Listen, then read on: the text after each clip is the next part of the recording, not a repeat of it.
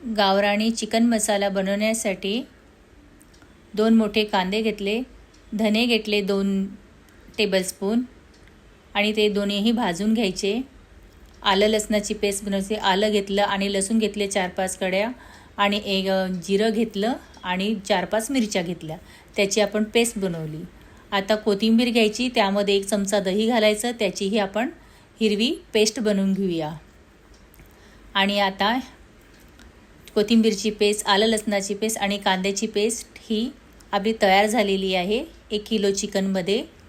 आता 2 टेबलस्पून घ्यायचे, त्याच्यामध्ये कांद्याची पेस्ट टाकायची, छान ढवळून घ्यायचं। कांदे तेलात होऊ द्यायचे आणि त्यामध्ये हिरवी पेस्ट पण घालायची, तेही होऊ द्यायची। त्यामध्ये आपण हळद घेतली, काळा मसाला घेतला आणि लाल तिखट घेतलं 4 चमचे आणि घरगुती मसाला घेतला आणि ब्लॅक पेपर घेतलं 1 चमचा आणि स्वादानुसार मीठ घेतलं आणि ते टाकायचं आणि ढवळायचं आणि ग्रीनही मसाला टाकायचं, ते पण ढवळायचं।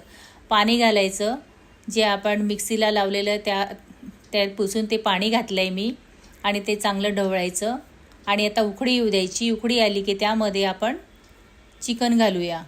चिकन घातल्यानंतर ते थोडं शिजू द्यायचं 10-15 मिनटं। 10-15 मिनटं शिजल्यानंतर आपण त्याला झाकण लावू 10 मिनटासाठी।